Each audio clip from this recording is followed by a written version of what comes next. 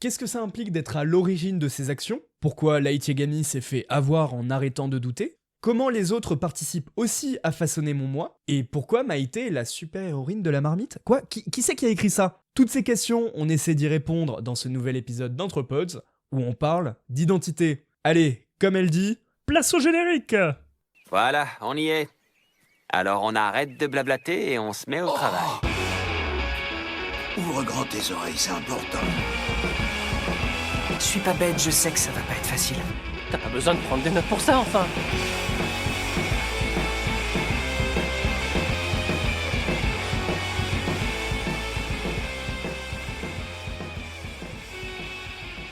Et bonjour à tous. Bonjour, bonjour! Pour ceux qui nous découvrent, je suis Karna. Et moi je suis Maxime. Nous sommes l'équipe d'Anthropods, le podcast qui parle manga et philo. Bienvenue dans ce nouvel épisode 5 il me semble. Tout à fait, le 5e épisode depuis que nous avons commencé Oh, au c'est beau. début de cette année. Et Karna, dis-moi de quoi allons-nous parler aujourd'hui? Eh bien, on va parler d'un sujet que l'on connaît plus ou moins bien en réalité. On va parler de la quête d'identité. Et pour commencer ce charmant épisode qui s'annonce être particulièrement tortureux, Oh oui. j'ai une petite question pour toi, Maxime. Dis-moi tout. Sais-tu réellement qui tu es? Oh mon dieu! C'est pas vrai! Attends, mais... Oh mon dieu, c'est des mains en face de moi! Qui suis-je? Où vais-je? Quelle question? L'identité, un sujet... En tout homme, en tout lieu, l'homme s'est toujours demandé qui il était. Bienvenue dans Anthropods. Pardon, je suis très fatigué.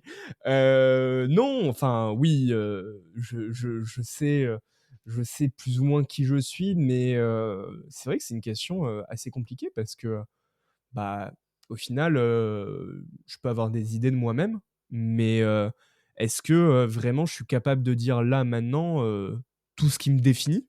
Et est-ce que j'ai conscience de tout ce qui me définit? Et puis c'est surtout, est-ce que tu seras toujours la même personne en réalité? Est-ce que la personne que tu es aujourd'hui est la même que celle que tu étais hier? Mais clairement, parce que le mot identité, ça vient du latin identitas, Mm. qui vient lui-même du latin classique idem, c'est-à-dire le même. C'est ça. L'identité, c'est être, donc le même, si j'ai bien compris? C'est ça. En fait, comme tu le sais, à chaque épisode, nous, on commence par une définition factuelle, en fait, de ce qui Mmh. nous intéresse.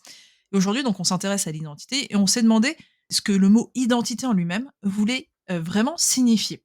Mmh. Et donc, en fait, il s'avère qu'il y a plusieurs définitions pour ce mot-là que l'on côtoie pourtant au quotidien, puisqu'on va parler de carte d'identité, identité personnelle, identité sociale, identité sociétale, Mmh.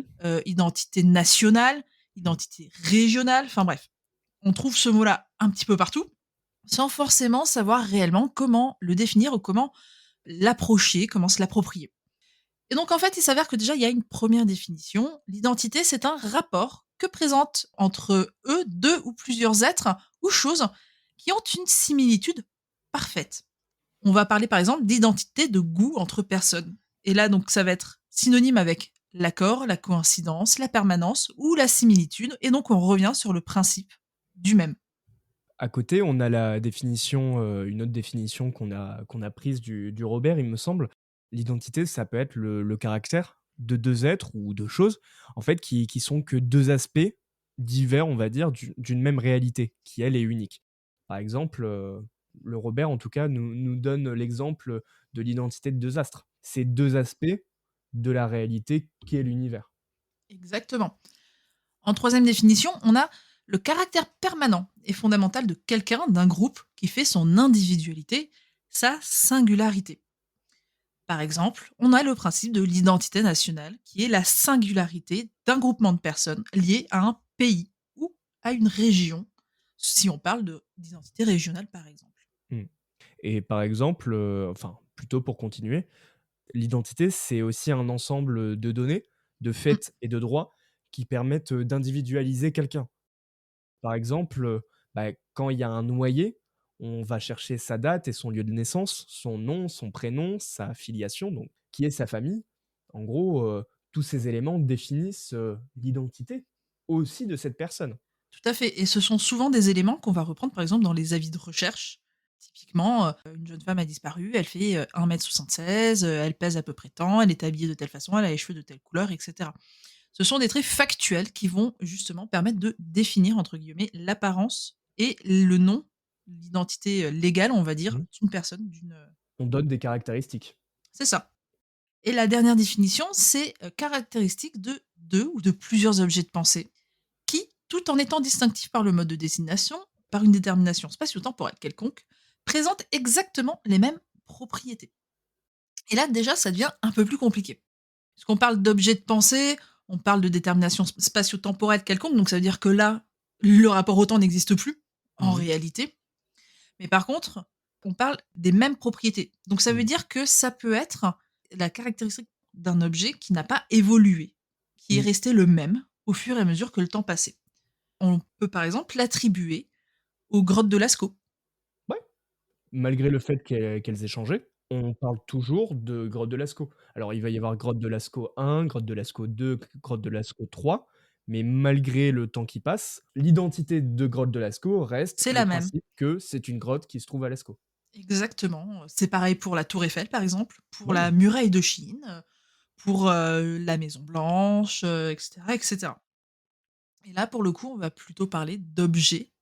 On va pas parler de vivants, d'êtres vivants, mais plutôt de propriétés physiques. Après, chers auditeurs et chères auditrices, vous l'avez entendu, on vous a donné 5 définitions. Mmh, Ce qui montre que le mot identité, en fait, ça veut un peu tout et rien dire. C'est très c'est ça. compliqué de donner une définition, factuelle, qu'on trouverait dans un dico classique, puisque même dans les dictionnaires philosophiques, il y a différents points de vue qui sont utilisés et en fait, toutes ces définitions qu'on vous a citées, elles montrent un problème récurrent avec le concept d'identité. Par exemple, Amélie Horty, elle montre qu'il y a plusieurs conceptions de l'identité et du coup qui induisent différentes questions. Par exemple, l'identité, ça peut être selon la classe. Qu'est-ce qui me distingue de la classe voisine? Par le concept de classe, par exemple, on peut évidemment penser aux classes sociales, d'un point de vue marxiste. Qu'est-ce qui différencie la classe prolétarienne de la classe bourgeoise? Tout à fait. Après, on a également la différenciation entre les individus. Pour des personnes qui se ressemblent, qu'est-ce qui va vraiment les distinguer entre eux? Qu'est-ce qui va vraiment permettre de différencier, par exemple, Maxime de Carnat? Ou, Mmh. qu'est-ce qui va permettre de différencier simplement Maxime de ses parents? Ou Carnat de sa sœur? Ou, Carnat au milieu d'une foule de personnes? Et nous, on n'est pas jumeaux, mais aussi, qu'est-ce qui distingue, 2 jumeaux qui d'apparence, se ressemblent énormément? Exactement. Et elle abordait aussi, et c'est là où ça devient intéressant, la réidentification de l'individu. Et par là, c'est-à-dire que aujourd'hui, moi, qu'est-ce qui me permet de certifier que je suis toujours la même personne? Qu'en gros, je suis fidèle à l'image que les gens se font de moi, ou se faisaient de moi, ou se feront de moi. Et donc là, il y a vraiment le concept de, au final, suis-je immuable? Mon identité est-elle immuable à travers le temps? Et enfin, tu parles d'immuabilité, mais effectivement, qu'est-ce qui permet d'identifier l'individu? En fait, qu'est-ce qui permet d'identifier une personne par essence? C'est un mot important. Qu'est-ce qui permet d'identifier une personne par essence alors qu'elle peut changer, mais toujours être identifiée comme la même personne? En fait, sur toutes les définitions, toutes les conceptions de l'identité que met en lumière Amélie Rorty, il y a toujours cette, tension, cette opposition, voire cette, rencontre entre 2 concepts, la mêmeté, c'est-à-dire le fait d'être le même sur un Mmh. temps donné et un espace donné, et le changement. Et ces 2 notions, elles nous ramènent à 2 philosophes qu'on met souvent en opposition, notamment pour parler de la question de l'identité et du jeu, autre point sur lequel on reviendra tout au long de l'épisode. Ces 2 philosophes, ce sont Parménide et Héraclite. Parménide, dans un premier temps, il va se concentrer sur l'idée de mêmeté. Pour lui, l'être, c'est l'essence de tout. En fait, il y a l'être, le jeu au final, et Mmh. le reste, qui va être le non-être. Ainsi, pour Parménide, en fait, rien ne change jamais. Traditionnellement, en fait, on définit cette pensée avec une équation mathématique assez simple. A est égal à A. Jusque-là, tout est cohérent, tout est logique. Ah là, on peut pas contester. Mais avec cette équation un peu simple, en fait, A, ça ne peut pas être égal à B et B ne peut pas être égal à A.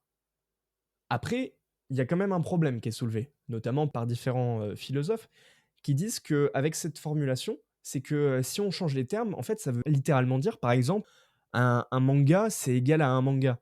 Mais, enfin, Carnet, est-ce que tu vois un sens dans cette phrase? Non, parce que du coup, ça voudrait dire en fait que n'importe quel manga est l'identique de n'importe quel manga.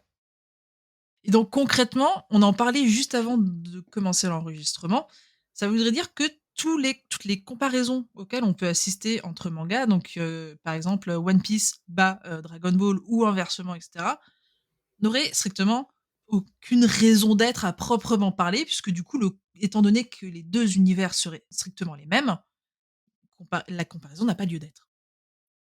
Et en plus, quand je dis un manga est égal à un manga, A est égal à A, en fait, ça sous-entend déjà que, beh, on connaît l'unité, en fait, le cœur de ce qui relie la chose à elle-même. Mm. Effectivement, tu vois, quand tu dis: «Le manga est égal à un manga», ça veut dire que les 2 univers sont identiques.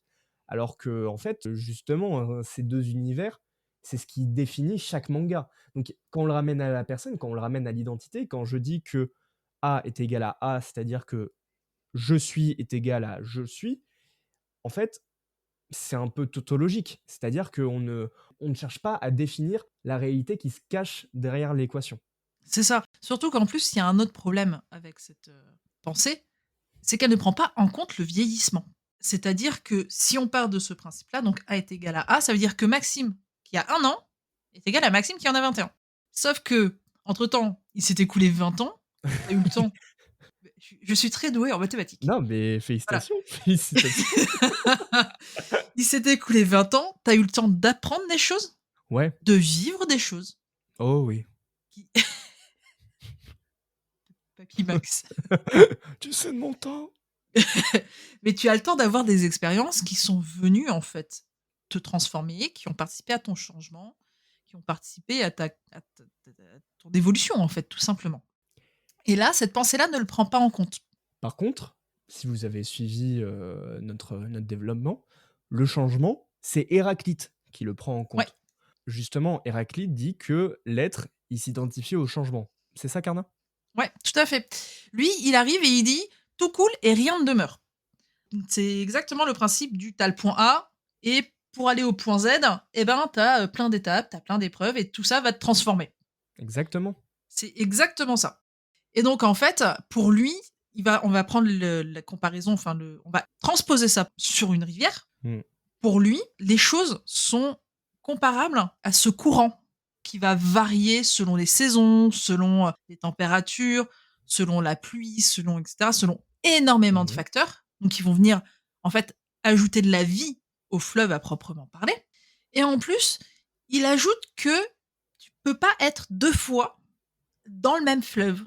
Pour la simple et bonne raison que l'eau avec le courant va couler et ce ne sera donc jamais 2 fois exactement la même eau. Ce sera peut-être le même endroit, mais ce ne sera pas la même eau dans laquelle tu viendras te baigner. Et même moi, quand j'irai me baigner la 2e fois dans cette rivière, Tu ne seras pas le même. Exactement, j'aurais changé, j'aurais évolué. Déjà, j'aurais déjà expérimenté mon rapport avec cette rivière. Et donc, c'est ainsi qu'il arrive avec cette conclusion. L'homme ne se baigne jamais 2 fois dans la même rivière, puisque la rivière aura changé, et l'homme aussi.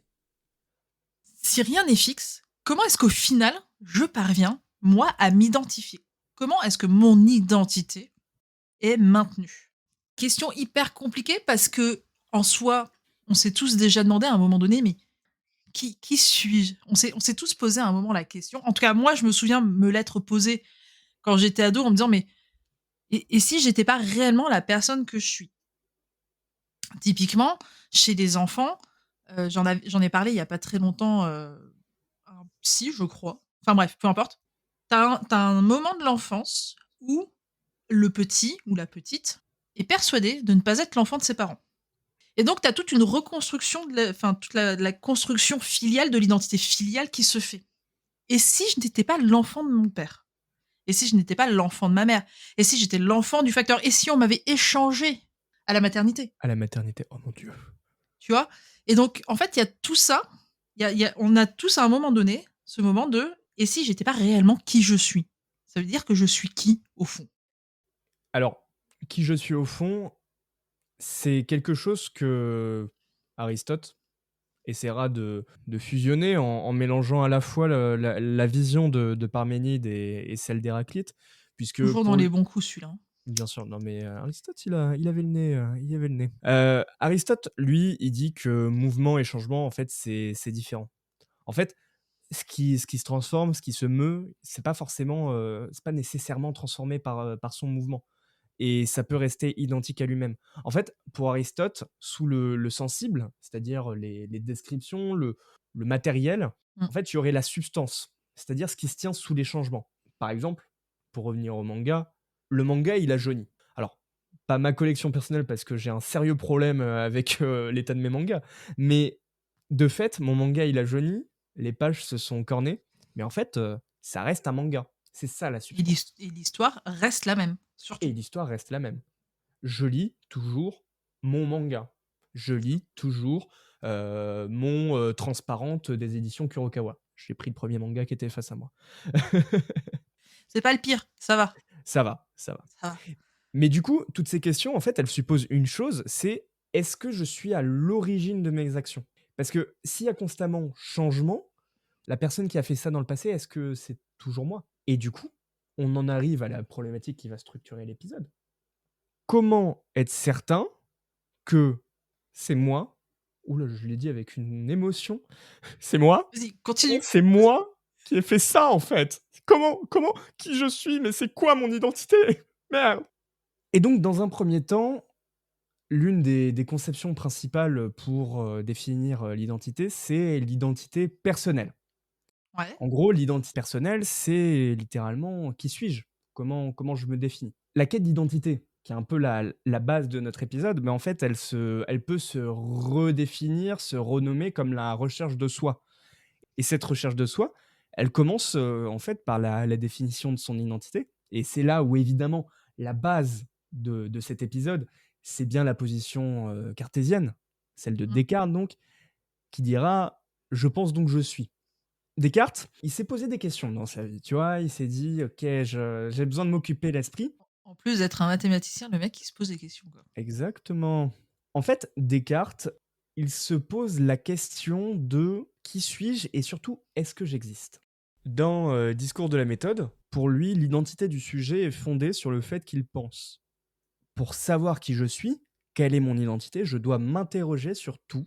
Donc, pour ça, quelle est la technique à faire? C'est Douter. de douter, exactement. Et pour ça, pour venir à la base de ce qui me définit, il va établir 3 types d'étapes pour douter et donc éliminer toutes les fausses représentations, tous les mauvais éléments qui pourraient, l'amener à une mauvaise conception de son identité. Premièrement, il va douter de ce qui l'entoure. Parce que oui, bah, en gros, est-ce que, ce qui m'entoure existe de manière figée? Alors que, par exemple, tu vois, quand je mets un bâton dans l'eau, en fait, sa forme peut se déformer. Donc est-ce que c'est vrai ce que je vois? Bah, je peux pas Ouais, le prouver. ouais, d'accord. Alors, ça me ramène à une deuxième étape de doute. Je vais douter de mes représentations du monde. Parce que, bah, ouais, mon imagination, elle peut me tromper. Tu vois, je peux confondre des gens parce que je t'ai vu de loin et je t'ai pas reconnu. Il devait pas être Heu, très aimé des catholiques, lui, hein? non, non, non, l'école scolastique, l'a pas trop remercié quand il a quitté les rangs. Ah bah, ouais, tu m'étonnes. Toujours sur les représentations, toujours sur l'imaginaire, tu vois? Quand je rêve, Ouais. je sais que c'est moi, mais je suis dans un monde qui n'existe pas. Ouais, Et ouais, pourtant, oui, j'ai oui. l'impression de vivre quelque chose de tangible. Ouais. D'ailleurs, n'hésitez pas à écouter notre épisode sur les rêves. Tu plus rapide que moi sur ce coup-là. Et enfin, dernière étape, après avoir mis en doute tout ce que je vois et tout ce que je ressens, je dois mettre en doute tout ce que je sais. Donc je D'accord. doute des vérités mathématiques. Parce que, ouais, tu vois, tout à l'heure, on disait A est égal à A. Tu vois, Ouais. c'est un principe mathématique. Ouais. Mais est-ce que tu peux me prouver en l'état qu'un malin génie, eh beh, il aurait pas pu me glisser cette idée pour que je sois dans le faux tout le temps? Tu sais que ça me rappelle une anecdote de quand j'étais au Ouais, lycée. J'avais un pote qui avait fait prépa, je OK. crois, prépa maths sup, maths spé, un truc comme ça. Et le lycée l'avait convié parce qu'il voulait faire je sais plus quelle grande école, enfin bref, peu importe. Mmh. Et le lycée l'avait convié à donner une conférence sur ce qu'était sa prépa. D'accord. Et ben il a réussi à leur démontrer que 1 plus 1 égale 3. Oui, oui, oui, bah, voilà, la preuve, Voilà, voilà, voilà. c on t'apprend que 1 + 1 est égal à 2, mais 1 + 1 est égal à 3. J'ai pas les compétences pour prouver, Moi non mais voilà. plus. Donc bref, je peux pas affirmer que le résultat mathématique est vrai. Alors du coup, Descartes, il se rend compte de quelque chose. En fait, la seule chose dont il ne peut pas douter, c'est le fait qu'il est en train de douter. Donc c'est-à-dire le fait qu'il est en train de penser. Et du coup, on arrive à la fameuse phrase de Descartes. Je pense, donc je suis. Exactement. En fait, l'identité du sujet, elle est définie par son âme, dont la caractéristique essentielle est celle de penser. La pensée, le fait de penser, l'acte de penser, c'est ça notre identité. Ouais, mais du coup, si tu penses que tu n'es pas toi-même, qui es-tu? Eh bien, très bonne transition puisque ça me rappelle un manga sombre, un manga noir, un manga Attends, qui attends, fait attends. peur. Je crois qu'aujourd'hui, on dirait que c'est un banger. Ah, il me semble que c'est une masterclass. Que dis-je? Une death masterclass. Puisqu'on parle bien évidemment du manga Death Note de Takeshi Obata et Tsugumi Ohba, en 13 tomes chez Kana et dont un Ouais. spin-off est sorti il n'y a pas longtemps, il me semble, quelques années, 2 ou 3, qui s'appelle Death Note Short Story. Et Karna, est-ce que tu peux nous présenter rapidement Death Note? Alors, Death Note, alors déjà pour ceux qui l'auraient manqué, il est dispo sur Netflix en intégralité depuis pas très longtemps. Et en fait, l'histoire de Death Note, c'est l'histoire d'un adolescent qui se prépare à passer, il est en terminale si je me souviens bien, il se prépare Mmh. à passer en école sup. Et cet adolescent s'appelle Light Yagami. C'est l'élève parfait. Il est beau gosse, il est plutôt bon élève, voire même très bon élève. Son père est policier, il a une petite sœur, sa mère est mère au foyer. Non, non, il a une vie plutôt parfaite. Sauf qu'il s'emmerde. Dans sa vie, il s'ennuie. Ce garçon, il s'ennuie. Il fait absolument tout ce qu'on attend de lui, mais il se fait chier. Voilà. Et un jour, il va tomber sur, par pur hasard, sur un cahier noir sur lequel il y a marqué Death Note. Et dedans, il y a des instructions en anglais qu'il prend, alors je ne donnerai pas les instructions pour éviter de donner de mauvaises idées à certains ou certaines. Mais du coup, au départ, il les prend, un peu à la légère et en fait, il se rend compte que, les instructions disent la vérité et du coup, il va se construire une identité totalement fictive qu'il va prénommer Kira. Et donc ce Kira, va se poser en justicier ultime dans le but, de créer une société supposément parfaite. Et effectivement, la particularité avec Death Note, c'est que ce fameux Death Note permet de tuer. Et oui, le fameux Death Note, en l'occurrence, permet de tuer. Il suffit d'écrire le nom et le prénom d'une personne que vous avez déjà vue, hein, attention, Bien sûr. parce que sinon, bonjour les homonymes, pardon et bonjour la casse. Voilà, il faut avoir vu la personne, il faut connaître son nom, son prénom. On peut, dans les 40 secondes qui suivent, l'inscription du nom et du prénom, préciser les causes de la mort. Sinon, c'est arrêt cardiaque, systématiquement. Et en fait, il faut savoir une chose, pour ceux qui ne connaîtraient pas Death Note, c'est que le carnet ne vient pas, de nulle part. Il appartient en fait à un dieu de la mort qui s'appelle Ryuk. Ryuk. Le grand, le magistral Ryuk. Oui. Et donc en fait, lui, c'est pareil, il se faisait chier dans le monde des dieux de la mort. Du coup, il a balancé, un Death Note qu'il a volé à un autre dieu de la mort pour, aller s'amuser avec les humains, pour voir ce que ça pouvait donner, pour mener sa petite expérience sociale. Et justement, en fait, Death Note, outre le bien et le mal, la question de la moralité dont forcément on parlera, lors de l'écriture de cet épisode, en fait, je cherchais un manga qui, parlait du doute et je trouve que Death Note met particulièrement bien ça en scène. Dans Death Note, en fait, Light Yagami construit, son identité fictive, donc Kira, en doutant de tout. Il doute de tout son entourage, que ce soit son père, sa sœur, sa famille, ses amis, même un personnage, portant le nom d'une lettre de l'alphabet, avec qui Oui. il aura des aventures. Bref, il doute de tout, même de ses représentations du monde, puisqu'il remet en question, Ouais. dès le départ, sa représentation du monde, du moment où il a son carnet. Cependant, la troisième étape du doute, c'est celle du malin génie. Et justement, lui n'a pas mis en doute ce malin génie que pourrait être Ryuk. Ouais, c'est vrai. En fait, Ryuk, c'est un peu le génie de la lampe. C'est celui qui te promet un pouvoir, un vœu pour changer la société. Et quand Light arrête de douter, eh ben, c'est justement là où tout son monde artificiel, au final, Mmh. tout son royaume, c'est là où ça va s'écraser, s'écrouler. Ouais, c'est vrai. Et sans spoil, va l'amener à des événements, Dramatique. pour le moins dramatiques. Mmh.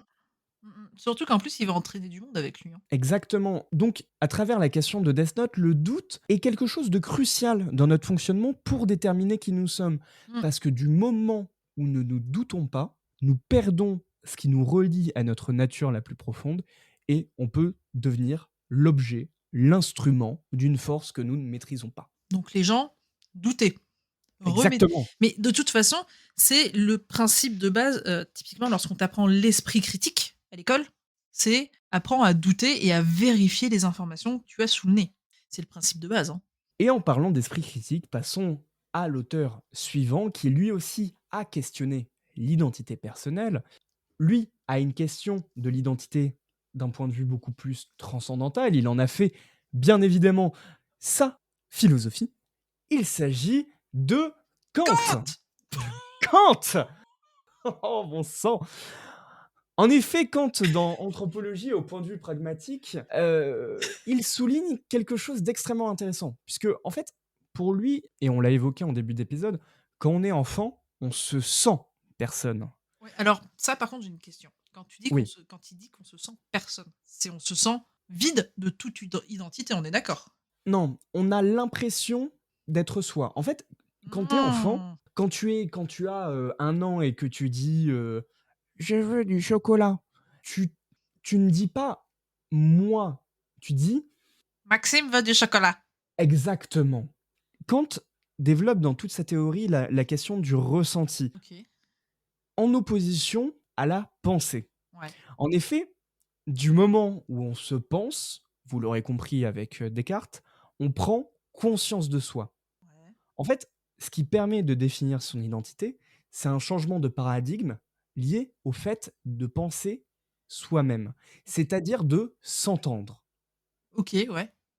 OK, d'entendre ses propres pensées.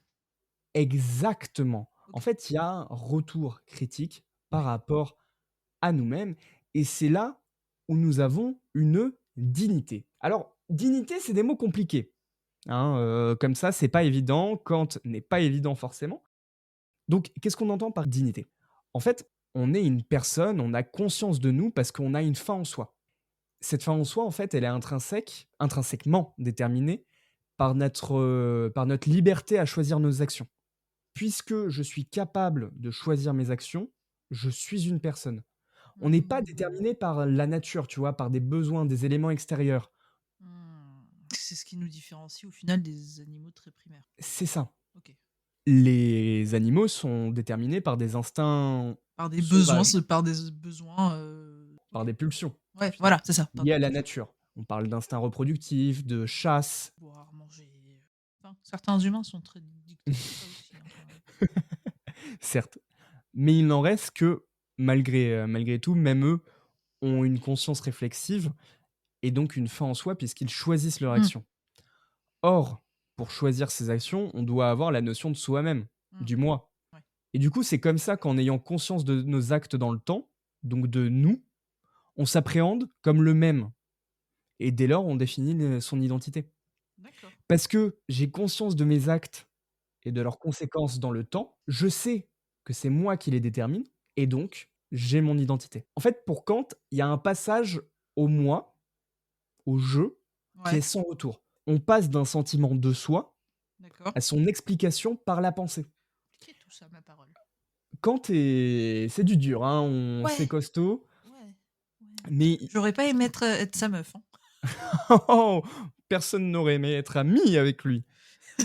Mais ce qu'on doit retenir au final, si vous avez besoin de retenir quelque chose, c'est que l'identité, elle se construit du stade de sentiment au stade de pensée à travers la capacité d'entendement. C'est les 3 mots-clés qui définissent l'identité. En tout cas, une des 3 visions de l'identité, Ouais. mais la plus simple pour Kant. Et cette opposition entre nature et conscience, entre sensation et pensée, tu l'as mis en relation avec le manga Ouais, To the Abandoned Sacred Beast de chez Pika. ouais. Alors, ce manga, qui pour moi est une perle, donc vient de se terminer en 15 tomes. Donc, si vous pouvez le lire, lisez-le. C'est vraiment enfin, concrètement, pour moi, c'est vraiment un manga qui aborde des thématiques qui sont extrêmement importantes aujourd'hui.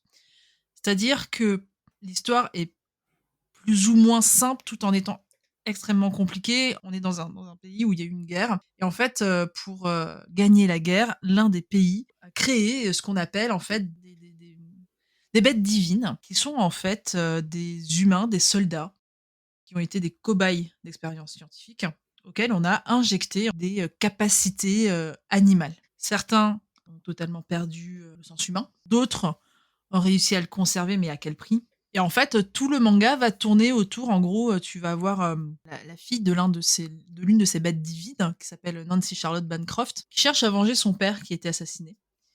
Et en chemin, elle va rencontrer, Hank, qui est un vétéran de la guerre, qui lui cherche justement à, découvrir la vérité derrière le programme des bêtes, divines Mmh. et éventuellement à sauver ses anciens, soldats, ses anciens, compagnons d'armes. Et il va se rendre compte en fait, au fur et à mesure dans le manga, il y a toute cette question sur, déjà la perception des héros en temps de guerre et post-guerre. Mmh. Il y a toute cette conception-là. Donc déjà, si ça vous intéresse, je vous invite fortement à écouter le premier épisode du podcast qui aborde justement le mythe des héros. Donc il y a ce point de vue-là, mais il y a également, le point de vue de la science, la manipulation génétique, qui vient nuire en fait à l'identité d'un individu. C'est-à-dire que parmi les bêtes divines, Hank est une bête divine, hein, on l'apprend dans le manga, c'est une bête divine, mais lui, il a réussi à conserver sa part d'humanité. D'autres bêtes divines se sont complètement laissées aller à leur part animale et ne sont plus réellement des êtres humains. Et donc il y a toute cette recherche autour de comment ça bascule, comment ce soldat a basculé, qu'est-ce qui a fait qu'il a su garder son identité humaine, etc., etc.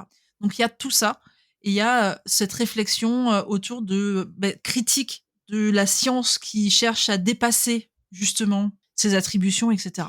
Avec, To the Abandoned Sacred Beast, ce qui est intéressant, c'est justement le retour à la sensation.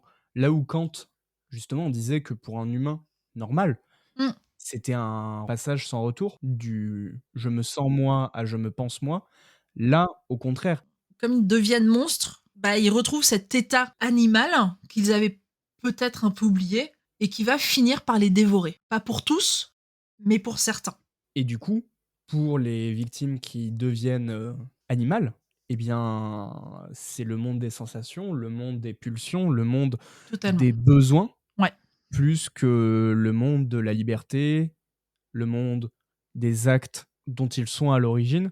Bref, c'est un manga très intéressant pour parler de ce conflit entre, nature et homme. Ouais, C'est totalement. disponible chez Pika, Chez Pika, en 15 tomes, c'est pas forcément un manga qui est hyper connu, à mon grand dam. malheureusement. Mais ça reste une pépite du catalogue de chez Pika qui, mérite vraiment d'être connu, sachant qu'en plus de ça, l'auteur, si je ne m'abuse, il est derrière, Dusk Maiden of Amnesia. Très bien. Mais également derrière Tales of Wedding Rings, pardon, qui n'aborde pas du tout le même sujet, mais en tout cas, il se trouve derrière ce manga. Et il y a un animé apparemment, ce que je ne savais pas, pour To the Abandoned Sacred Beast, qui est sorti en Ah 2019, mais oui, c'est vrai. Oh là, ça fait qui longtemps. est sur Crunchyroll, qui a été réalisé par MAPPA. Très bien, d'accord. Pas du tout au courant. Donc To the Abandoned Sacred Beast, chez Pika en 15 tomes, c'est à relier avec Kant. Mais autre notion pour, définir l'identité personnelle, c'est bien évidemment celle de Paul Ricoeur et la question du récit. En effet, Ricoeur, il va reprendre les fondations cartésiennes, donc Descartes, mais pour autant va les critiquer. En effet, pour lui, le cogito, je pense, donc je suis, cogito ergo sum, pour lui, le cogito, la pensée, il la considère brisée. En effet, pour lui, Descartes, en fait, il développe une identité personnelle qui est trop coupée avec l'extérieur. Pour Ricoeur, l'identité, elle est bien plus complexe. Et pour expliquer sa théorie, il va opposer deux termes qui sont la mêmeté, l'idem, et l'ipséité, l'ipsé.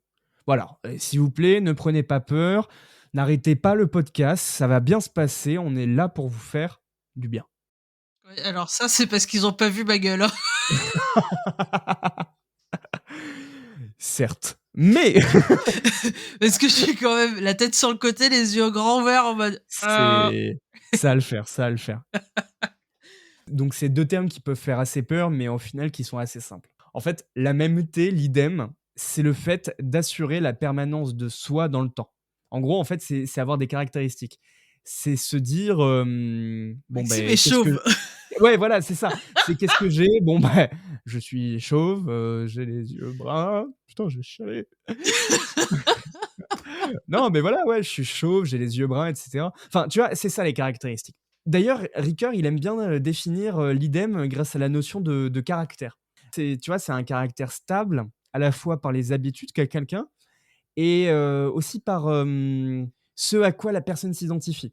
Donc, tu vois, j'ai à la fois l'habitude de faire quelque chose, je sais De pas, prendre ton café le matin. voilà, de prendre mon café le matin et de savoir pourquoi je le prends. De savoir comment je l'identifie, en fait. Je l'identifie parce qu'on m'a appris ça, quand j'étais petit, je voyais mon père faire ça, etc. C'est ça, le caractère. Et donc, le caractère constant durant le temps crée la mêmeté. OK. Voilà. En opposition à ça, plutôt en tension, pour avoir les termes exacts, il y a l'ipséité. En fait, l'ipséité, c'est se distancier de son caractère pour dire que je suis à l'origine, D'accord. que je suis à l'initiative de mes actes et de mes paroles. C'est le principe de L'ipséité, responsabilité un peu, non? alors, plus ou moins. On y viendra dans l'épisode qui viendra la semaine prochaine, mais il y a de ça. En fait, c'est être capable de dire qui a fait ça. Dans 2 semaines, pas la semaine prochaine, dans Oui, 2 semaines. pardon, dans 2 semaines. En fait, l'ipséité, c'est être capable de dire qui a fait ça. En gros, je suis capable de dire j'ai lu un manga ou par rapport à l'idem, j'ai l'habitude de lire du Mmh. manga. Et non, on m'a forcé à lire un manga ou je sais pas comment je suis arrivé là, mais je suis en train de lire un manga. Tu vois? OK. Et du coup, pour aller plus loin, en fait, l'ipsé, c'est être capable de dire ce qui n'est pas de moi et du coup, qui permet donc de dire, même si mon caractère subit des turbulences, même si Ouais. tu vois, je change, tu vois, je peux être en colère, Ouais. mais pour autant, je me maintiens, je reste moi. Mmh. OK. Et en fait, pour résumer, en fait, l'identité, selon Ricoeur, c'est la tension entre l'idem et l'ipsé. OK. Et en fait, tout simplement, et c'est ça qu'il faut retenir concernant Paul Ricoeur, en fait, l'identité, c'est le fait d'attester de son action. Mais pour autant, attester différents événements sans les mettre en lien, en fait, ça permet pas d'assurer la permanence dans le temps, tu vois, Mmh. dont je parlais tout à l'heure. Du coup, comment faire? Bah, en fait, pour créer du lien, on va mettre en récit nos actions. C'est-à-dire qu'on va établir un système organisé avec, comme une histoire, OK. avec un début, un milieu et une fin, où il y a des événements sous forme d'intrigue, avec OK. des moments de creux et des rebondissements. Et c'est comme ça que, tu vois, par exemple, en racontant, tu vois, par exemple, je te raconte ma journée, voilà, Mmh. ou même là, ce qu'on est en train de dire. Quand tu dis ah, c'est un de mes coups de cœur, ah, j'ai Mmh. adoré, To the Abandoned Sacred Beast, c'est génial, achetez-le, ouais. Ben, en fait, justement, Tu l'imites vachement bien, hein. eh, j'ai des petits talents, pas piquer des hannetons. Mais c'est comme ça, tu vois, qu'en racontant, en fait, je fais mien mon caractère, je me l'approprie. D'accord, OK. Et aussi, encore mieux, et c'est pour ça que j'adore Ricoeur, c'est que en racontant mon récit à quelqu'un, je resitue mes actions et je peux même prendre conscience de certains éléments implicites de mon action passée. OK.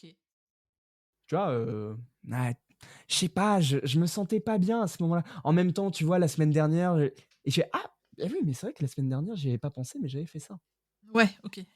D'accord, OK. Ouais, je Et vois. en fait, en racontant, je parle de moi, je parle de ce qui me correspond, mon caractère, et en même temps, je prends distance avec lui.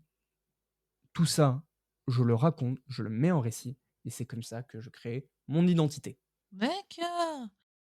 OK et ça, on le retrouve pour le coup dans 2 mangas, dont un dont tu voulais parler, qui est Welcome Back Alice? Yes, Welcome Back Alice, de Shuzo Oshimi, actuellement en 2 tomes chez Pika et 7 tomes terminés au Japon.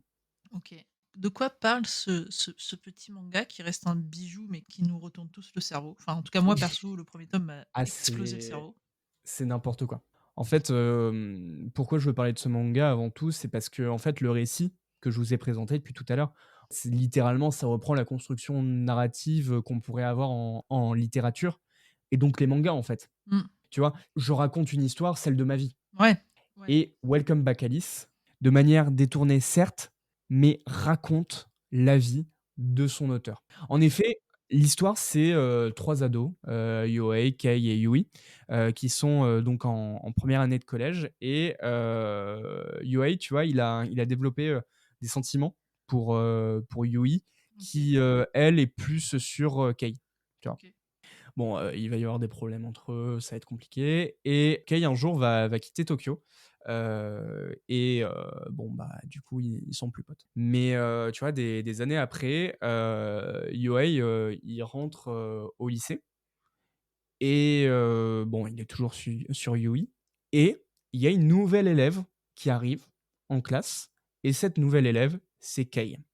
Donc évidemment, ce manga parle de transidentité, Mmh. thème extrêmement passionnant et surtout qui raconte la vie, ou en tout cas les pensées de Shuzo Oshimi, son auteur. Alors, malheureusement, j'ai pas fait assez de recherches, donc je ne sais pas le genre de l'auteurice actuellement, donc je vais parler en inclusif. Mais actuellement, de ce que j'ai compris, Shuzo Oshimi parle justement de son rapport à la non-binarité et à la transidentité, bien que en l'état, la manière dont il le montre est assez critiquable.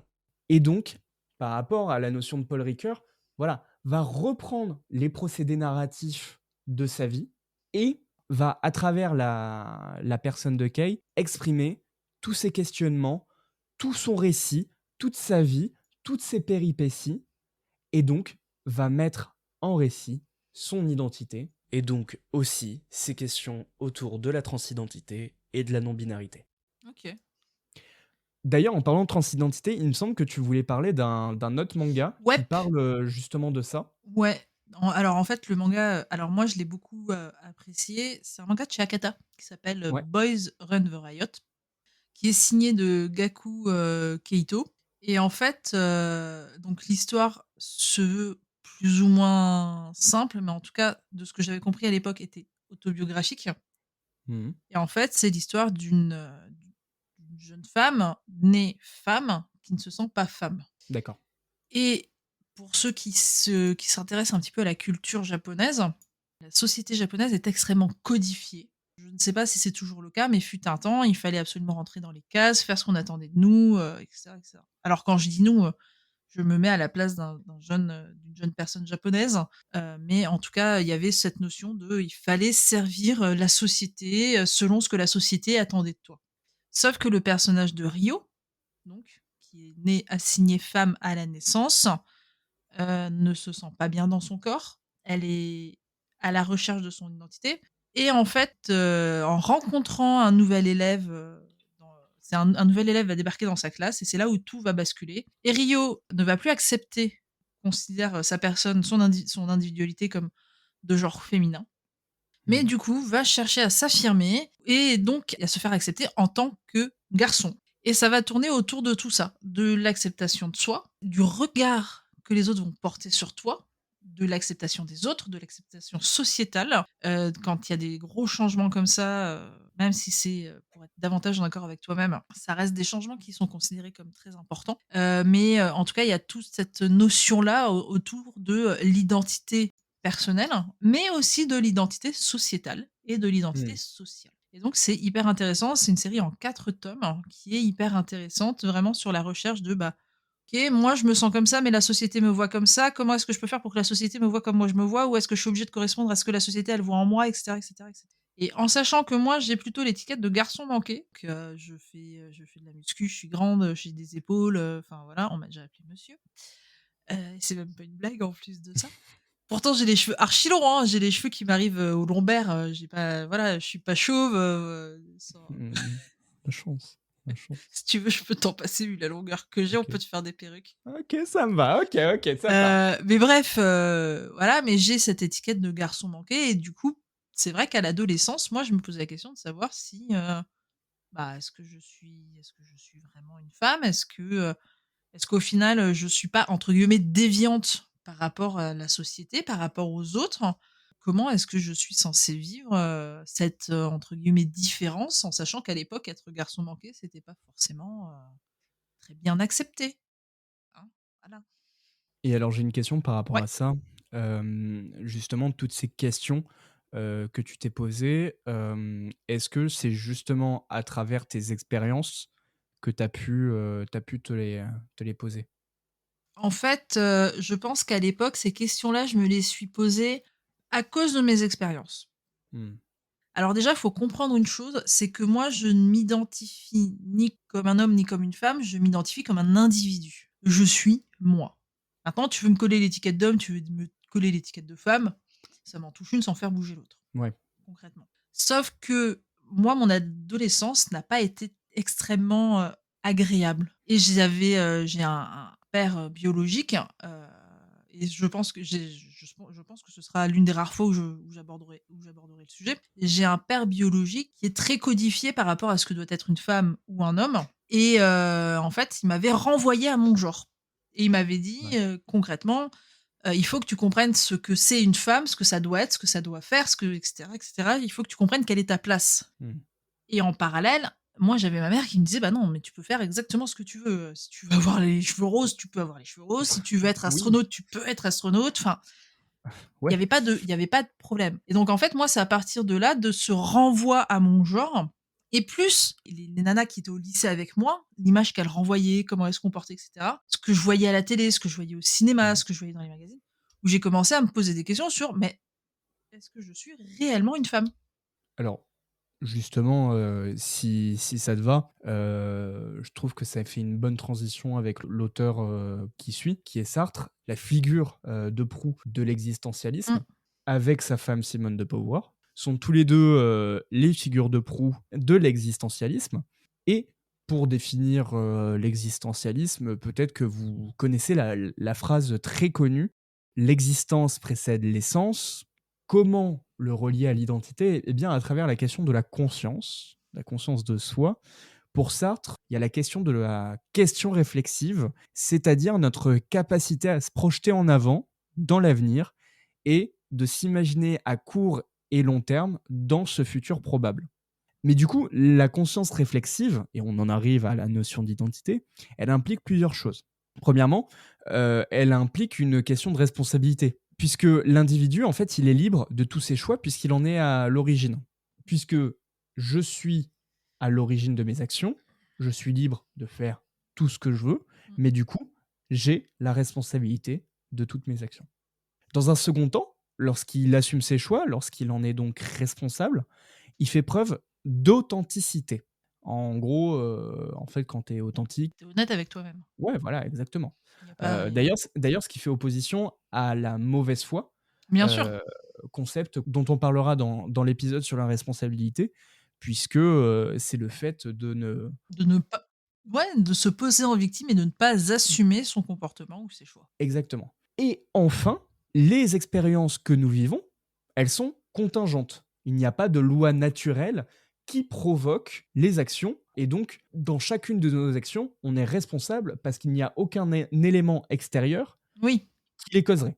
Et du coup, les expériences sont contingentes, c'est-à-dire c'est le résultat de circonstances non définies à l'avance. Mmh. Et du coup, pour lui, l'identité, c'est pas quelque chose de prédéfini, mais plutôt le produit des choix et des actions d'un individu. C'est pour ça que je me suis permis de faire une transition avec ce que tu venais de dire juste avant, Ouais.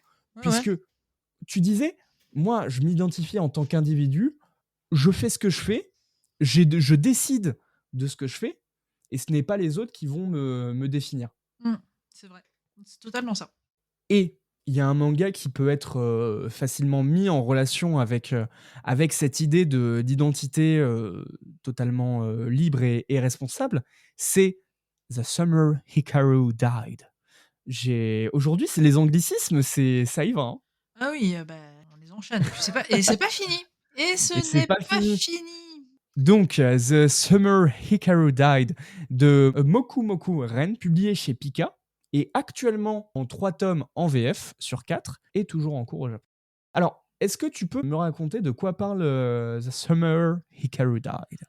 Alors, The Summer Hikaru Died, c'est l'histoire de 2 adolescents, Hikaru et Yoshiki, qui sont amis d'enfance et ils ont grandi tous les 2 ensemble dans un village perdu, au fin fond du Japon. Sauf que durant l'été, alors déjà pour le contexte, ceux qui ne savent pas, l'année scolaire au Japon se fait d'avril à fin mars. Et contrairement à nous, Européens ou en tout cas Français, ils ont pendant les vacances d'été, un seul mois de vacances. Et généralement, c'est le temps des festivals, machin, et cetera. Voilà, c'est festival d'été, voilà, la totale. Sauf que, en fait, pendant l'été, Hikaru, disparaît. Il disparaît, dans la forêt et lorsqu'il revient, il a totalement changé.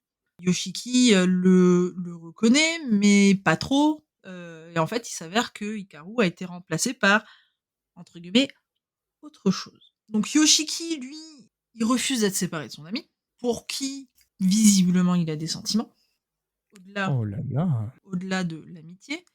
En tout cas, pour qui il éprouve quelque chose et en fait, Yoshiki va, rencontrer cette créature qui a pris la place de Hikaru, qui a ses souvenirs et cetera, mais qui n'arrive pas totalement à prendre la place de Hikaru et donc il y a Mmh. ce débat-là autour de, Hikaru est Hikaru, mais n'est pas vraiment Hikaru. Est-il, autre chose? Est-ce que c'est mon ami? C'est ça, est-il toujours mon ami? Qui est-il réellement? Quel est son but? Quels sont ses objectifs? Pourquoi est-il là? Où est le vrai Hikaru?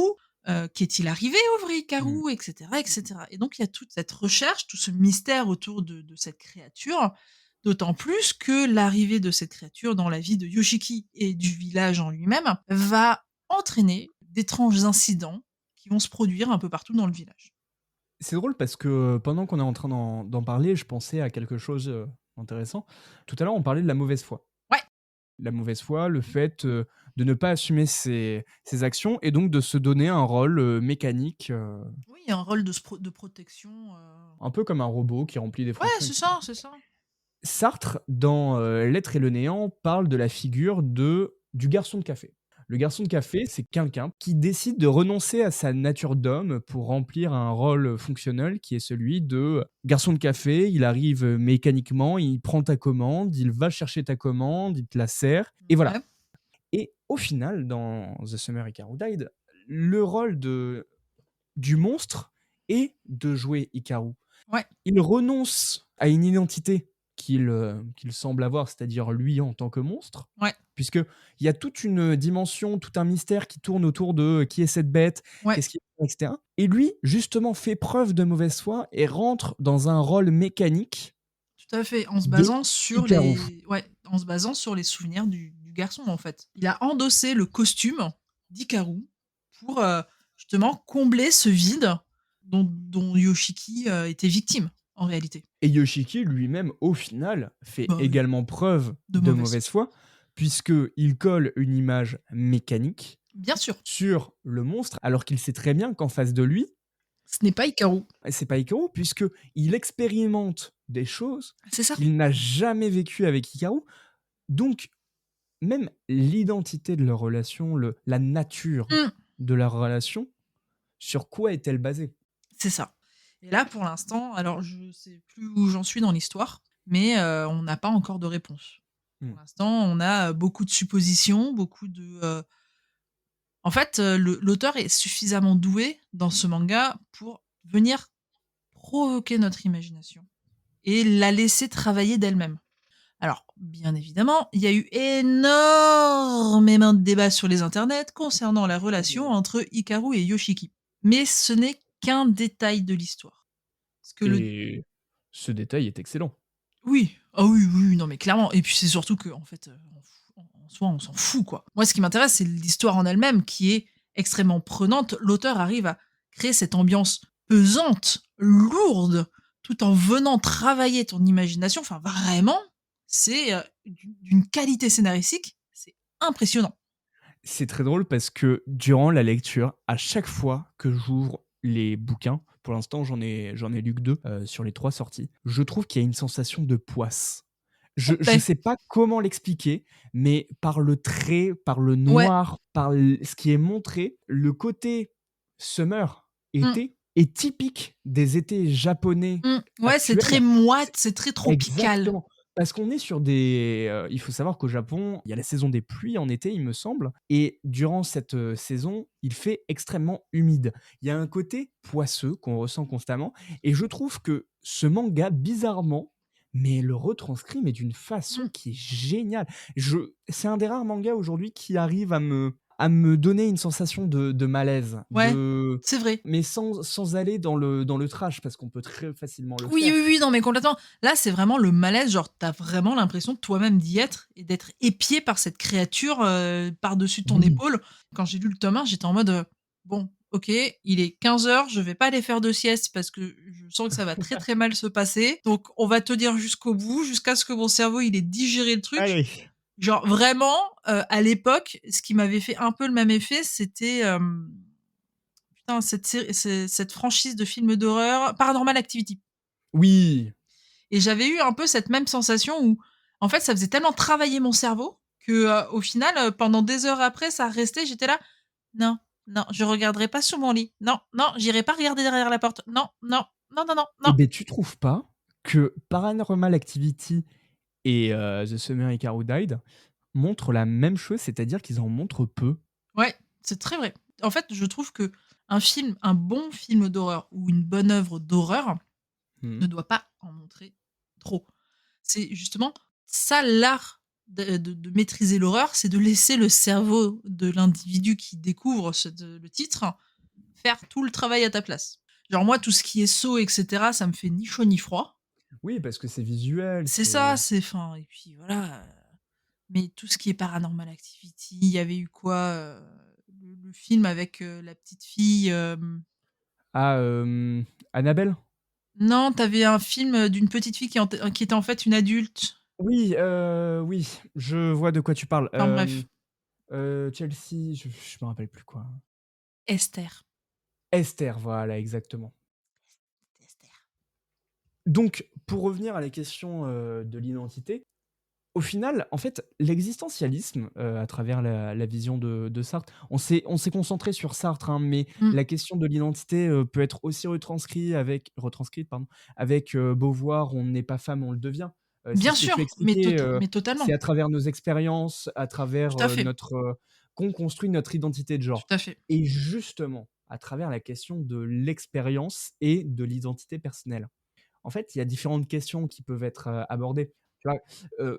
Du moment où je prends conscience de quelque chose que je fais, je me sépare déjà de cette conscience. La conscience, faut la voir comme un projecteur. Mmh. C'est la caméra et on ne voit qu'une image.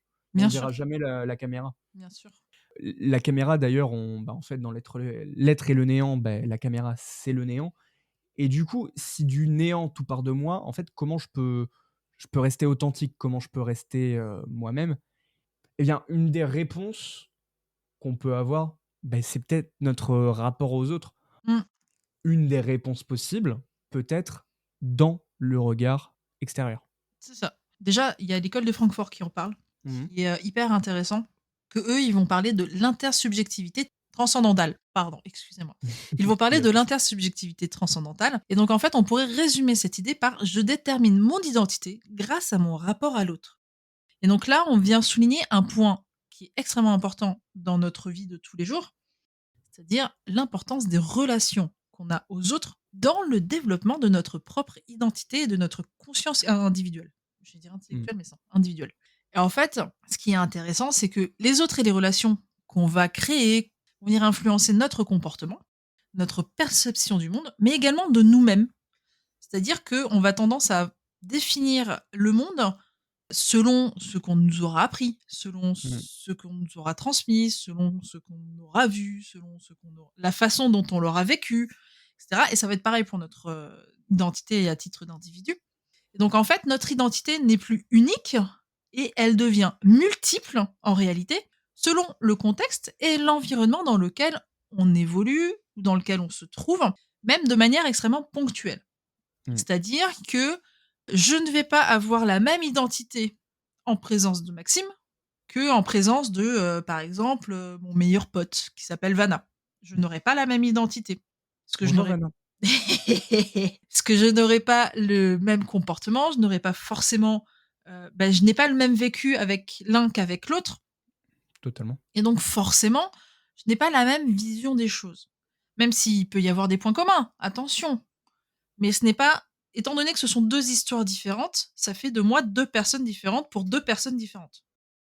Ce que j'aime beaucoup avec, l'identité transcendantale, enfin l'intersubjectivité transcendantale, d'abord, c'est, l'un de mes, 1ers souvenirs de cours de philo quand j'étais en terminale. Ça commence à remonter maintenant. Ça remonte moins loin que chez moi, alors calme-toi. Oui, c'est pas faux, c'est pas faux. Calme-toi. C'est justement ce qui m'a donné le goût à la philo. Enfin bref, je suis pas là pour parler de moi. En fait, dans l'intersubjectivité transcendantale, je me souviens de mon professeur qui m'avait fait, une très bonne, métaphore pour expliquer le principe. C'est celle de Robinson Crusoe et Oui, Vendredi ou la vie sauvage. ou même Tarzan. Ou même Tarzan. En fait, dans Vendredi ou la vie sauvage, Robinson Crusoe tombe avec un enfant qui était sur un bateau, sur l'île dans laquelle Robinson va s'échouer. Et en fait, ce qui est intéressant, c'est que si je suis tout seul, à quoi je vais m'identifier? Est-ce que je vais parler de moi constamment, Mmh, quitte à tomber dans la démence et donc oublier réellement qui je suis? Puisque, les cas d'isolement montrent la démence qui peut se créer. mmh, Malheureusement, le cas d'Alzheimer, est, encore plus, probable dans des environnements où la personne évolue seule. mmh. Donc dans cet état-là, comment je peux affirmer que je suis, libre de mes actions, Ouais, bien responsable de sûr. mes actions? Donc sur cette île Robinson, s'il est seul, il va s'identifier au palmier, donc il va devenir un palmier? Il va devenir une noix de coco? Bah non. Non, il va devenir fou. Il va petit à petit perdre son identité. Ouais, Alors que avec Vendredi, c'est dans l'autre, dans son regard porté sur moi, ouais. que je vais m'identifier. En fait, l'autre est un miroir de ma propre conscience. Mmh. Parce que je regarde l'autre, j'ai un point de sauvegarde, pour Ouais, ainsi dire. grosso merdo, c'est un peu l'idée, hein. J'ai un point de sauvegarde de qui je suis et donc de comment je comprends mon environnement, comment je me perçois dans celui-ci. Tout à fait. Et ça, pour le coup, en fait, cette notion-là, on la retrouve dans un manga de chez Pika, que moi j'aime, encore une fois, énormément, qui s'appelle To Your Eternity, qui est signé Oima Yoshitoki, que l'on Mmh. connaît notamment pour A Silent Voice, disponible chez Kiyun. Ah, c'est également un Silent Voice? Oui. Ah, je savais pas du tout, tiens. Attends, je vérifie parce que tu me mets le doute en plus, hein. Il me met le doute, hein. Ah, Oui, mais c'est bien A Silent Voice. c'est une très bonne surprise, je savais Et pas c'est du tout. également la dessinatrice de Marduk Scramble. D'accord, alors le dernier, je le connais pas malheureusement, mais Mais du coup, c'est la créatrice de. Alors, ah, c'est Marduk génial. Scramble est dispo chez Nueve Graphics. D'accord, Et en fait, Yoshitoki Oima est également l'autrice et la dessinatrice de A Silent Voice. d'accord, très bien. Et donc, si dans A Silent Voice, on s'intéresse au handicap, à son impact sur la vie, en fait, d'une jeune adolescente et sur la perception que les autres vont en avoir et ce que ça peut entraîner, malheureusement, des cas de harcèlement, etc. Dans To Your Eternity, on s'intéresse vraiment, pour le coup, à la conception d'identité pure. C'est-à-dire que dans To Your Eternity, la première phrase du synopsis, elle est assez claire, tout en étant très mystérieuse. C'est à l'épreuve de la réalité que je saurai ce que je suis. Voilà pourquoi mon voyage commence. Waouh! Et en gros, c'est l'histoire d'un être qui a été envoyé sur Terre pour vivre des expériences et trouver ce qu'elle est réellement, quelle est sa place dans le monde. Et en fait, cet être, qu'on appellera Im bien plus tard, a la capacité, entre guillemets, de voler les identités des individus, ou en tout cas des choses qu'il va rencontrer. Donc il va commencer par être un caillou. Pardon. Il va commencer par être un caillou, Ensuite, il va faire la rencontre d'un loup mourant. Donc il va Mmh. prendre l'identité du loup. Et puis en plus de ça, il se souvient des souvenirs, enfin il garde les souvenirs Mmh. des êtres vivants dont il vole entre guillemets l'identité. Donc il va retrouver le jeune garçon qui partageait sa vie avec le loup, dont il va prendre l'identité, et ainsi de suite. Et en fait, tout au long du manga, qui compte aujourd'hui 19 tomes en France, 21 au Japon, et qui est toujours en cours de stérilisation, C'est génial. alors déjà c'est un excellent manga. Et en fait, c'est vraiment, l'utilisation d'une identité dans un contexte bien spécifique. Donc c'est-à-dire qu'aujourd'hui, Im, par exemple, il a, incarné avec plein de je vais expliquer ça comme ça, mais c'est pas vraiment le cas, hein, bien évidemment. Mmh. Mais c'est comme s'il avait, une base de données d'identité et que selon la situation dans laquelle il se trouve, selon ses besoins. D'accord. Et donc, par exemple, au cours de l'histoire, il va y avoir une espèce de méchant mystérieux. Il va forcément avoir des adversaires à affronter, Mmh. des adversaires qui sont relativement puissants. Et en fait, il se rend compte que, bah, par exemple, le feu peut les endommager. Du coup, il va utiliser l'identité d'un cracheur de feu. Génial, OK. Par exemple, il doit protéger une petite fille. Du coup, il va prendre l'identité du loup pour protéger la petite fille. Que des trucs comme ça. Et en fait, OK. on tourne vraiment sur toute la première partie du manga, on tourne autour de ça. Là, on est plus dans le monde moderne et là, il y a Mmh. toute une partie sur les sectes qui se passe, mais on a toujours ce concept d'identité, d'être immortel, d'être ultime, dont on ne peut pas réellement définir l'identité, mais qui lui peut être à la fois lui et multiple. Et c'est hyper intéressant. Donc il est le Robinson Crusoe face à son vendredi, dans chaque situation, en fait? Ouais, complètement, sauf que lui, pour le coup, il arrive à avoir sa propre identité à travers les identités qu'il vole. Il sait qu'il est Im, il sait qu'il est capable de ça, il sait qu'il peut utiliser telle ou telle personnalité pour telle ou telle situation. OK. Pour autant, il continue de se chercher, de se dire: «Mais OK, mais je suis ça, je peux faire ça, mais quelle est ma place? Quel est mon rôle dans le monde?» Ouais. OK. Alors, le temps file, donc malheureusement, on va passer, d'autres recommandations, mais toujours dans cette identité liée aux relations avec les individus. Ouais. Tu voulais nous parler de colis aussi, c'est ça? Hello, hello, hello, c'est Maxime du futur, j'espère que vous allez bien. Vous pensiez ne pas m'avoir dans cet épisode, mais bien évidemment que si.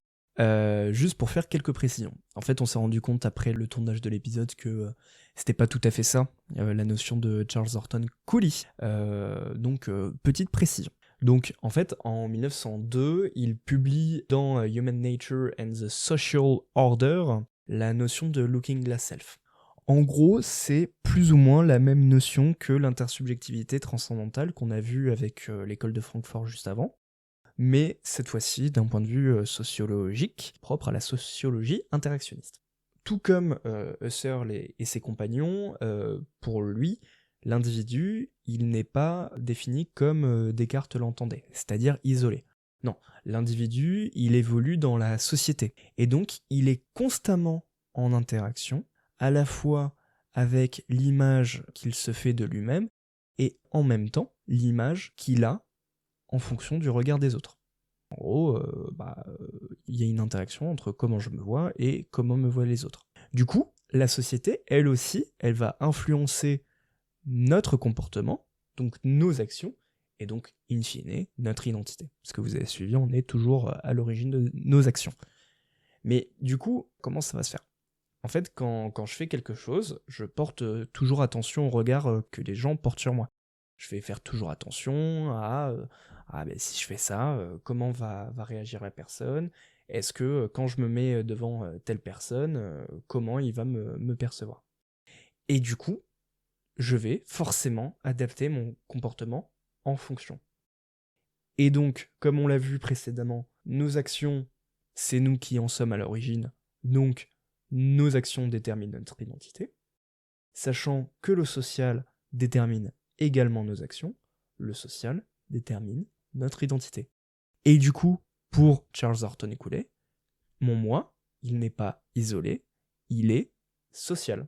Donc pour résumer, avec Charles Horton Cooley, premièrement, j'imagine comment la personne me voit en face d'elle. Deuxièmement, j'imagine comment cette personne me juge.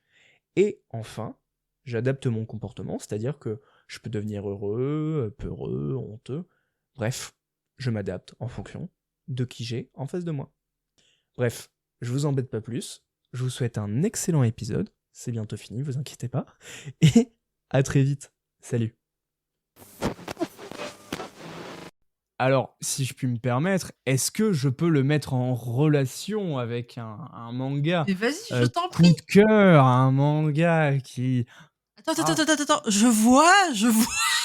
attends, laisse-moi regarder dans ma boule magique. Ah oui, je le vois. C'est Oshinoko. Tout à fait. Oshinoko, donc c'est 10 tomes sur 13 en cours de sérialisation chez Kurokawa. On suit l'histoire de deux jumeaux, donc Aqua et Ruby, qui ont une vie un peu particulière puisqu'ils sont les enfants de la superstar, l'idole préférée des petits et des grands, Ai Oshino. Sauf que, petit plot twist, Ai Oshino est décédé. En Aïe. effet, oh, oh wow. Oh, wow. Ah mais dis donc. Excuse-moi, mais est-ce que tu peux enlever ce petit nez rouge et ces cheveux colorés de ta tête? Parce que là, j'ai face à moi un véritable clown. Et du coup, je peux regarder mes grandes chaussures ou pas? Allez, c'est bon, c'est parce que c'est toi. Le destin a fait que Ai Oshino est décédée, mais dans un contexte un peu particulier, puisque en effet, âgée de 16 ans, elle tombe enceinte et se réfugie chez un sage-femme, je n'ai pas le nom, un Obstétricien. obstétricien, qui est fan d'elle et qui va prendre soin d'elle jusqu'à l'accouchement.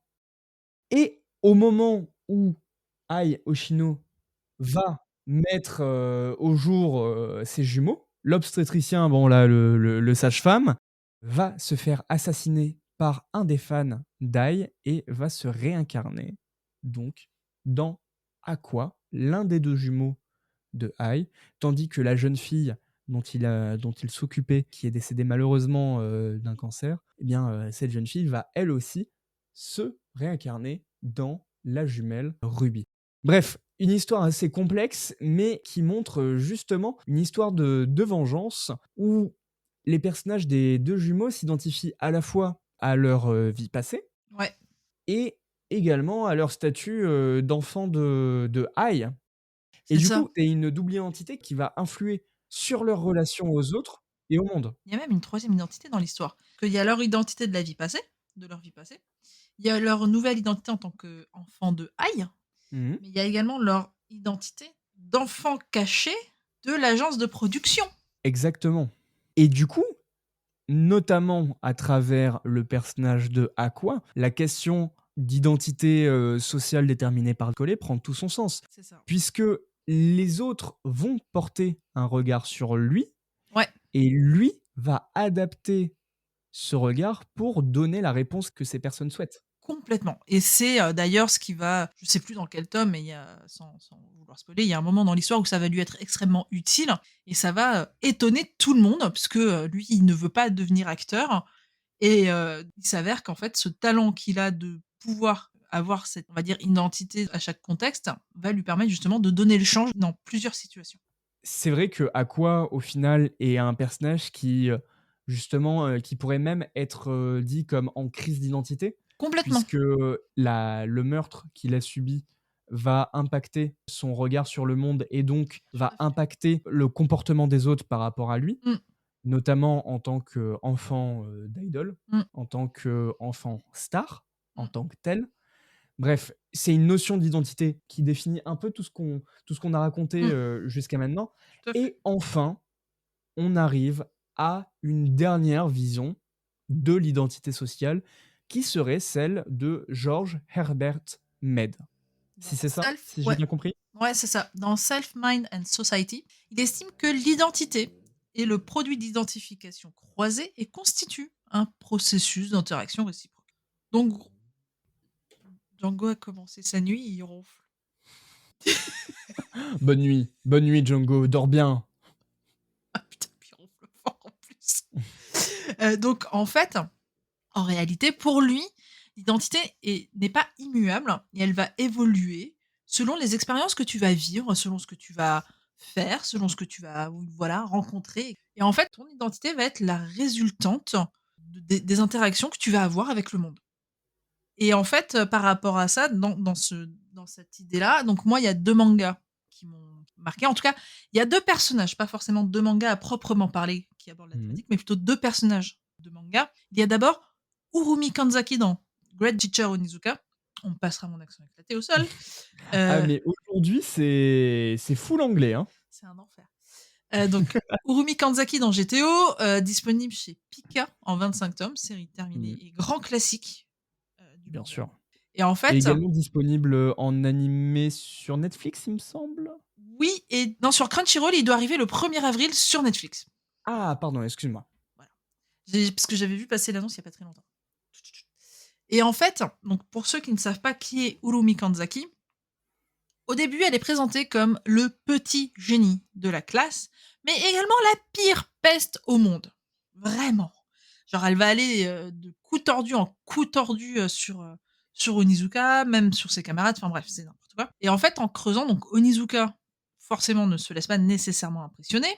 Il va se laisser manipuler parce que il a une raison de le faire, mais il y a un moment donné où il va décapsuler et en fait, il comprend que Urumi est un enfant éprouvette, que, elle n'a été conçue que pour répondre à un besoin de sa mère et que, en plus de ça, sa mère, très certainement pour flatter son ego personnel, a choisi le sperme d'un donneur extrêmement intelligent, ce qui a donné naissance à Urumi, qui est extrêmement intelligente et du coup, la société a collé, sur le dos de Kanzaki, d'Urumi, une identité dont elle a pas forcément envie. Et donc, on voit Urumi qui se débat tout au long de son arc, elle se débat pour se détacher de cette identité d'enfant génie, d'enfant, d'expérience réussie de la science en réalité, Mmh. pour, prouver au monde et à sa mère et aux gens qui l'entourent qu'elle est autre chose, qu'elle existe en tant qu'individu et pas seulement comme le petit maillon ou le grand maillon d'un tout censé servir, une cause plus grande qu'elle. Donc il y a ce personnage-là et il y a un deuxième personnage dans un manga qui vient de sortir chez Pika, toujours chez Pika, qui s'appelle Hiro dans True Hero.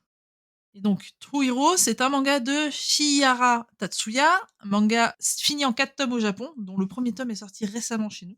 Et en fait, en gros, c'est, pour faire gros résumé de True Hero sans spoil, c'est le mix parfait entre The Boys et My Hero Academia. Grosso merdo, pas compliqué. C'est-à-dire qu'on est dans une société de super-héros, les super-héros sont adulés, idolâtrés, tout ce que vous voulez, sauf que, en fait, ils cachent un truc et ça va faire exploser la marmite. Oh, c'est pas vrai. «Oh, s'il te plaît Batman, reviens!» Bref, Attends, quand tu parles de marmite, ça veut dire que Maïté a des super pouvoirs? la cuisine à Ragondor, je crois, non? Tu suces la liotte! Pardon! J'étais absolument pas prête à ça. Voilà. Mais dans tous les cas, dans True Hero, Hiro et son frère, Ao sont jumeaux. Ils rêvent tous les 2 de devenir, des super-héros. Sauf que, pour, devenir un héros dans ce manga, il faut que tu aies des pouvoirs, que tu sois considéré comme un surhomme et tes pouvoirs se déclenchent uniquement peuvent se déclencher si tu es poussé dans tes retranchements, selon une situation plus ou moins violente. Mmh. Ao a des pouvoirs, Hiro n'en a pas, Hiro abandonne ses rêves et se contente d'être entre guillemets, nettoyeur de la ville. C'est un peu le Kafka Ibino de service. Pour ceux qui D'accord. n'ont pas la ref, Kafka Ibino est un personnage de Kaiju numéro 8, dispo chez Crunchyroll. Un animé est bientôt prévu. Je fais une pub d'enfer. Wouhou! Wouhou. Et en fait, le truc, c'est que Hiro, lui, se retrouve dans ce conflit de OK, mon frère est un héros, moi je suis personne, pourtant c'est mon jumeau, et on me compare constamment à lui. Mais voilà, et en fait, son identité va totalement changer lorsqu'il va découvrir la vérité sur les héros.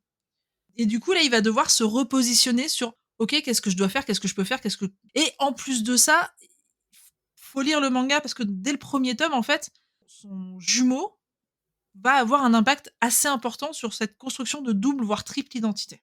D'où l'idée de processus d'interaction réciproque. Totalement. Parce que là, pour le coup, en fait, les 2 vont se lancer la balle plus ou moins jusqu'au moment où, cette balle va plus devenir une fusion, tu vois? Mmh.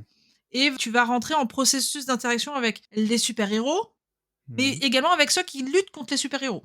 Alors, c'est très drôle. Pardon, ça m'était pas venu à l'esprit, mais maintenant que tu en parles, ça me fait également penser à un manga chez Glénat qui s'appelle Shojin X, de Oui! Suichida, où il y a plus ou moins le même trope avec, quelqu'un qui est excellent Ouais, et le héros de l'histoire ouais, c'est son meilleur pote qui est un qui peu raté, quoi. ouais, c'est ça, en fait, c'est le meilleur pote, de je Alors j'ai plus du tout les noms, mais oui, désolé, c'est son parce que meilleur j'ai pas pris pote, de notes. c'est il est hyper intelligent, il est machin et cetera et puis ils vont se retrouver dans une situation où au final, ben, lui qui est un peu, le loser de service, va, déclencher une nouvelle identité et devenir, une espèce d'homme corbeau ou d'homme vautour, je sais plus exactement, Et alors que, son meilleur ami, qui est censé être, le, bon élève, ouais, le meilleur combattant, lui aussi va remettre son identité mmh, en question.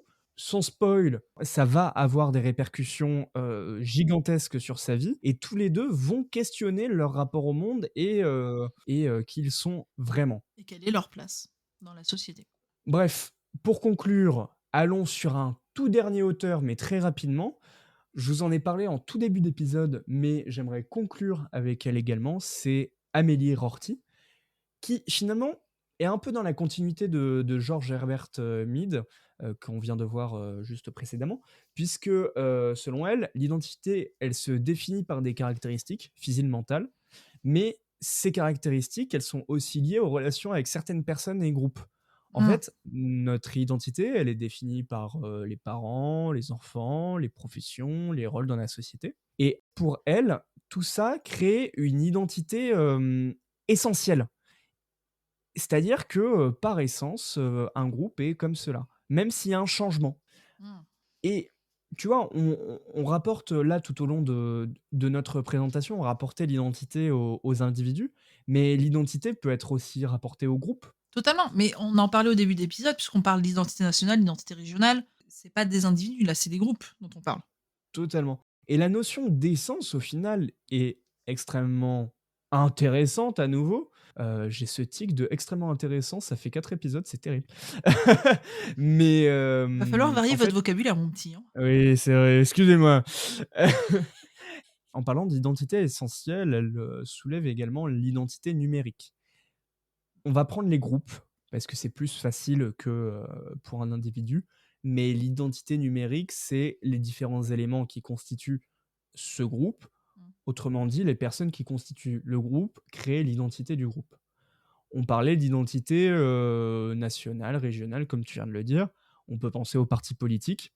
Est-ce qu'un parti politique dont les membres, changent du tout au tout entre, T0 et T1, est-ce que ça reste le même parti politique? La question de l'essence est remise en question puisque, Mmh, au final, rien ne reste mmh, sauf l'essence, sauf la chose. Et ça revient à la métaphore qu'on connaît tous, qui est celle du bateau de Thésée. Thésée, au cours de son voyage à un bateau, le bateau va perdre des planches, planches qui vont être remplacées. À un certain moment, toutes les planches d'origine vont être usées et donc ce sera de nouvelles planches. mmh. Est-ce que le bateau de Thésée au début de l'aventure est toujours le bateau de Thésée à la fin de l'aventure? Mmh. Est-ce que c'est toujours le même au cours du temps? Et donc, ça nous amène à un dernier manga qui est chez Vega Dupuis, écrit par Ishigishimoto Toshiya, en 10 tomes, série finie, qui est le bateau de Thésée. Je l'avais pas vu venir celle-là. Eh oui, Putain, je l'avais pas vu venir. Eh ben, dis donc. L'histoire, c'est une effroyable affaire d'empoisonnement au cyanure de potassium va frapper l'école primaire du village, d'Oto-Osu, à mmh, Hokkaido, et va faire 21 victimes. Donc ça, c'est en 89. Le coupable, désigné est le policier du village, un certain, Bungo Sano. 28 ans après les faits, c'est son fils Shin qui se rend à Hokkaido pour rencontrer ce père qui a toujours clamé son innocence. Mais auparavant, Shin décide de faire un crochet par Osu, où il se trouve brusquement enveloppé dans un épais brouillard. Lorsque ce dernier se retire, le jeune homme se retrouve devant l'école primaire d'Osu, qui est censée avoir été rasée après le tram. En réalité, Shin a été mystérieusement transporté dans le village tel qu'il existait 6 mois avant la tragédie. en fait, avec le résumé que tu viens de nous présenter, qui est celui du manga officiellement, en fait, à travers le bateau de Thésée, ce manga-là, il y a la question des actes. Mm, Par la capacité du personnage à pouvoir revenir dans le passé, mm, il va changer petit à petit les événements. Et chaque action qu'il fera, tout comme le bateau de Thésée dans la métaphore, va changer un élément. Mais petit à petit, chaque élément changé va causer une... Ouais, une variabilité. Exactement. Est-ce que parce que je fais telle chose, je crée une nouvelle identité? Ou est-ce que le village et le personnage principal restent, eux, les mêmes? Bref, il y a des questions de voyage dans le temps, des questions d'identité, des questions de conséquences, de responsabilité. Et c'est sur ces beaux mots que nous allons terminer, puisque nous avons abordé différents thèmes. On a à la fois abordé la question de l'essence et de l'existence de différents points de vue, la question de notre rapport aux autres pour la création de notre identité. Tout à fait. On a vu également la mise en récit Mm. de ce que nous sommes. Karna, si tu devais retenir une chose de cet épisode, qu'est-ce que ce serait? Que l'identité, c'est le bordel. Non, en vrai, plus sérieusement, si je devais retenir quelque chose de cet épisode, c'est que l'identité, en fait, aujourd'hui, elle est définissable par énormément de choses. On peut définir notre identité de différentes manières, mais que ce n'est pas une vérité absolue. Pour moi, c'est ça aujourd'hui une identité. Tu peux la définir selon plusieurs critères qui sont plus ou moins factuels, mais ce n'est pas une vérité absolue. Et un point aussi important, selon moi, à retenir, c'est que on a beau parler de ce qu'on produit, de ce que les gens ramènent vers nous, des conséquences de nos actes, ça peut paraître bête, mais l'identité ramène à la question de soi et de notre rapport à nous-mêmes. Donc, qu'est-ce qu'on peut retenir de tout ça également? C'est que plus on cherche à savoir qui on est, plus on cherche à se poser des questions sur nous et ce qui nous entoure, plus on sera à même de s'accepter.